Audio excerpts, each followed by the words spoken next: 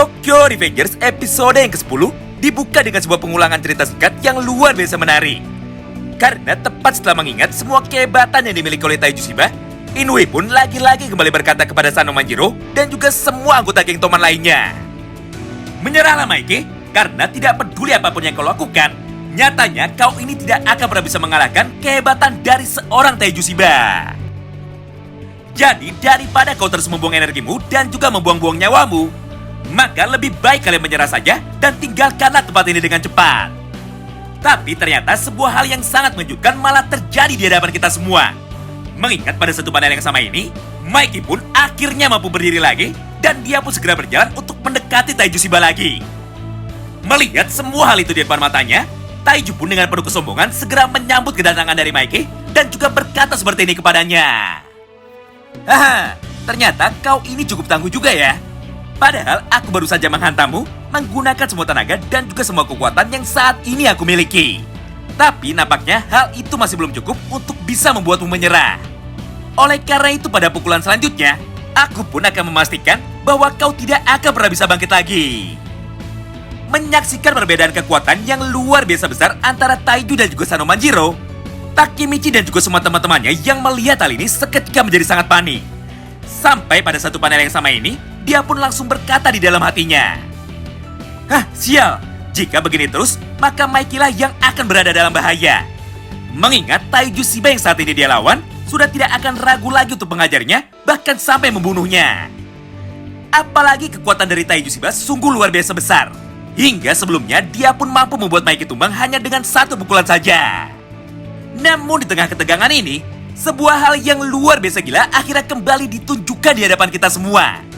Di mana pada panel berikutnya, Mikey yang awalnya hanya diam saja, tanpa ada sedikit pun niat untuk menyerang ataupun melawan balik, kini tiba-tiba saja dia pun memutuskan untuk langsung melompat ke udara, serta di saat yang bersamaan, Mikey pun segera melayangkan satu tendangan nuklirnya tepat ke arah leher dari Taiju Shiba.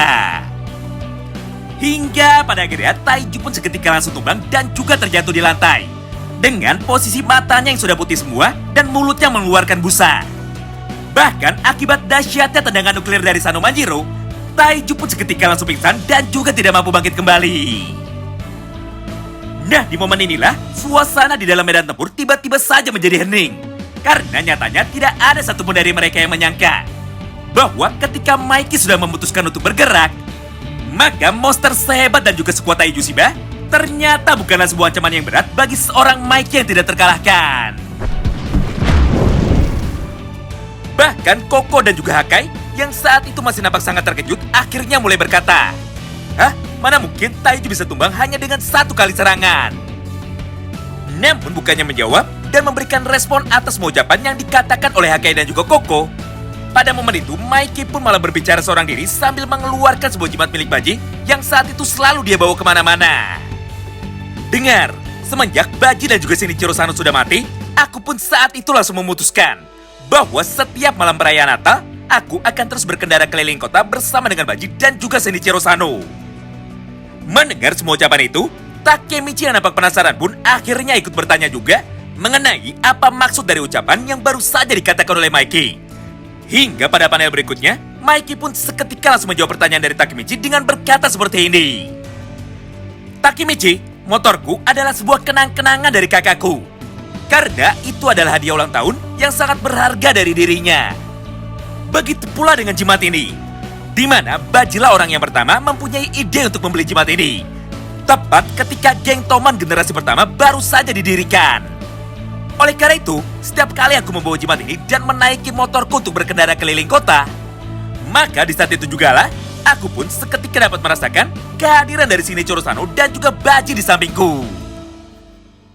Sayangnya meskipun Mikey sudah menjelaskan semua alasannya kepada Takemichi, namun pada akhirnya Takemichi dan juga semua orang yang ada di dalam ruangan itu sama sekali tidak mengerti mengenai apa maksud dari ucapannya. Karena faktanya kalimat yang diucapkan oleh Mikey tersebut sangatlah aneh sekali.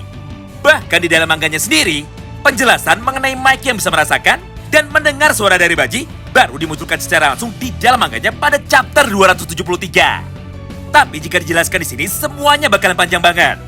Oleh karena itu sebagai gantinya kami akan sebutkan intinya saja. Alasan Mikey bisa merasakan kehadiran dari Shinichiro dan juga Baji saat ini hanyalah ada dua.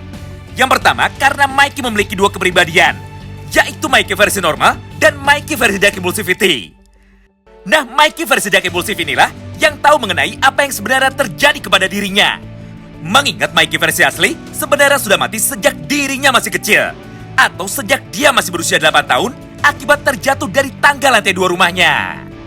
Dan alasan yang kedua, yaitu karena Mikey adalah seorang time leaper juga sama seperti Takemichi. Jadi secara tidak sadar dia pun mampu melihat dan juga merasakan mengenai semua hal yang sebenarnya terjadi pada semua garis waktu yang lain.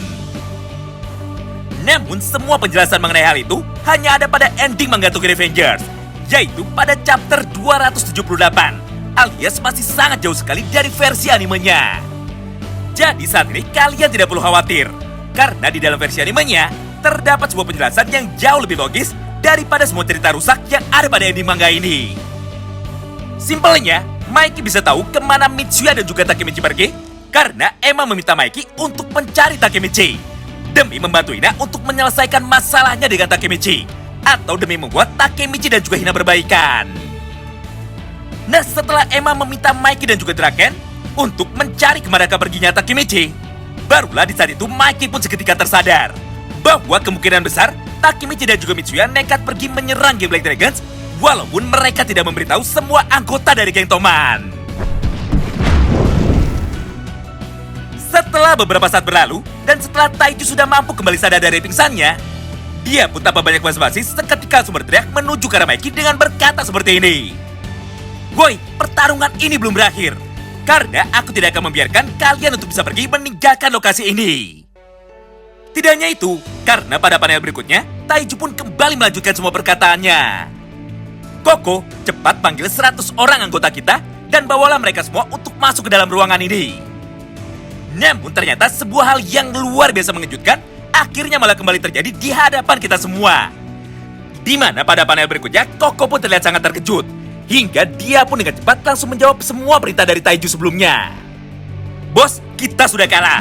Karena 100 orang anggota kita yang saat ini menunggu di luar, semuanya sudah berhasil dikalahkan tanpa ada satupun yang tersisa."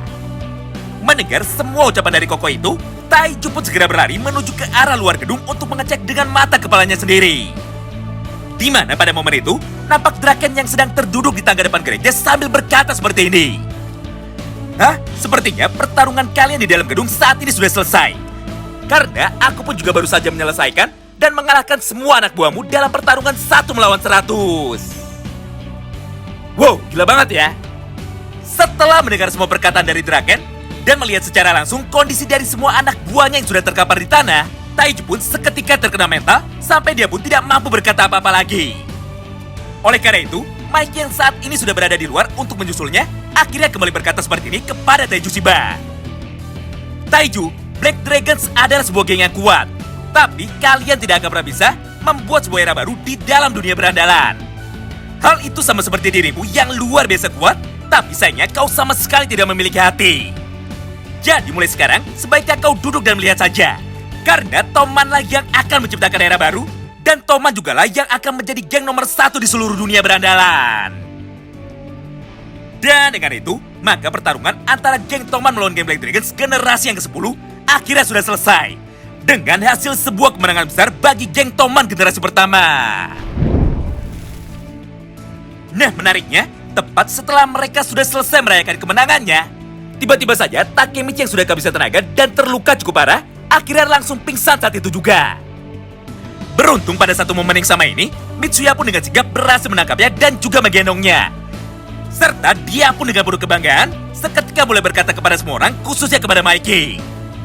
"Mikey, Draken, berkat kedatangan kalian berdua lah, kita pun akhirnya mampu mengalahkan Taiju dan juga geng Black Dragons. Tapi meskipun begitu, pahlawan yang sebenarnya di malam ini adalah Hanagaki Takemichi. Karena hanya dialah satu-satunya orang yang mampu terus bangkit walaupun sudah dijatuhkan berkali-kali. Serta hanya Takemichi jugalah satu-satunya orang yang mampu bertarung dengan imbang melawan Taiju Shiba. Hingga pada akhirnya, Takemichi pun mampu membuat Taiju terjatuh ke lantai. Sementara itu di sisi lain, kita pun juga diperlihatkan mengenai bagaimana kondisi terbaru dari Taiju Shiba setelah dirinya berhasil dikalahkan. Di mana pada momen ini, Koko dan Inui akhirnya langsung memilih untuk meninggalkan Taiju Shiba sendirian. Karena nyatanya setelah dia dikalahkan, Taiju sama sekali tidak bisa digunakan lagi. Nah, melihat Taiju yang terduduk lemas tak berdaya, Hake dan Yuzua pun seketika langsung mengambilnya sambil berkata seperti ini. Taiju, bagaimana rasanya kekalahan pertamamu? Aku yakin kau pasti mampu bangkit lagi dalam waktu dekat ini karena kau adalah orang yang kuat. Tapi mulai sekarang, aku dan juga Yuzua tidak akan pernah takut lagi kepadamu.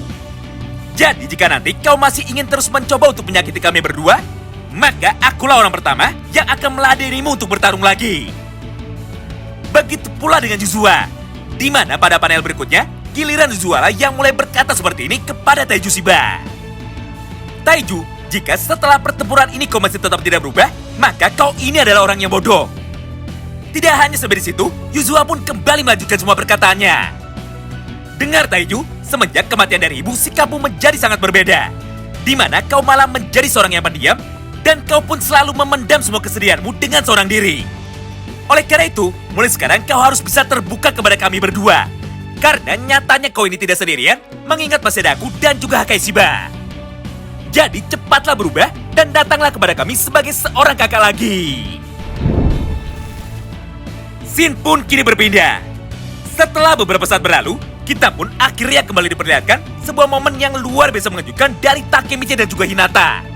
Di mana tepat ketika Takemichi sudah sadar dari pingsannya, Mikey pun segera mengantar Takemichi menuju ke tempat Tachibana Hina. Mengingat saat ini masih ada sebuah masalah besar yang harus diselesaikan dan juga diperbaiki oleh Takemichi. Nah, sesampainya Takemichi di depan rumah Hina, dia pun seketika langsung terlihat kebingungan. Karena nyatanya Takemichi sama sekali tidak menyangka bahwa Mikey malah membawanya untuk bertemu dengan Hina, padahal dirinya sama sekali tidak siap. Namun ketika Takemichi mencoba untuk bertanya kepada Mikey, dia pun tiba-tiba saja langsung pergi menjauh dan juga pura-pura tidak tahu.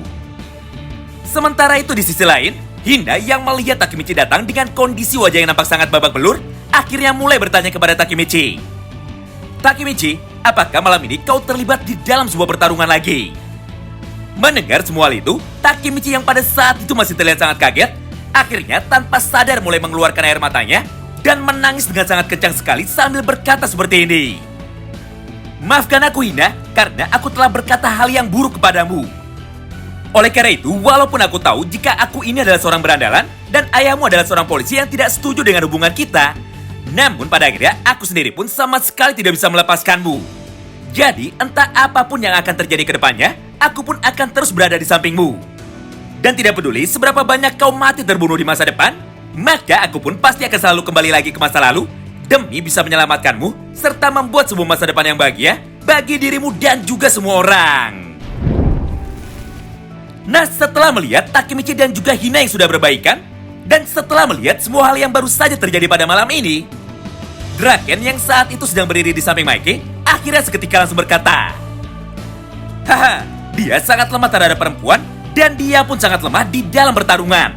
Tapi ketika keadaan sudah mulai berat, maka dia jugalah satu-satunya orang yang mampu untuk terus bangkit dan juga terus berjuang demi menyelamatkan semua teman-temannya. Mikey, jika dipikir-pikir, Takemichi sangat mirip sekali dengan kakakmu. Mendengar semua ucapan itu dari Draken, Mikey pun segera meresponnya. Ya, kau benar Draken. Takemichi sangat mirip sekali dengan Shinichiro Sano. Itulah yang membuatku menjadi sangat kagum kepada dirinya, dan itu jugalah yang membuat Takemichi menjadi salah satu teman yang sangat berharga bagi diriku. Karena nyatanya, hanya Takemichi sajalah satu-satunya orang yang mampu menyelamatkanku. Nah, itulah semua potongan alur cerita singkat dari episode yang ke-10. Di mana anime ini sendiri baru akan terbit secara legal di Jepang pada hari Minggu besok. Terima kasih banyak yang sudah simak video ini sampai habis dan salam baku hantam.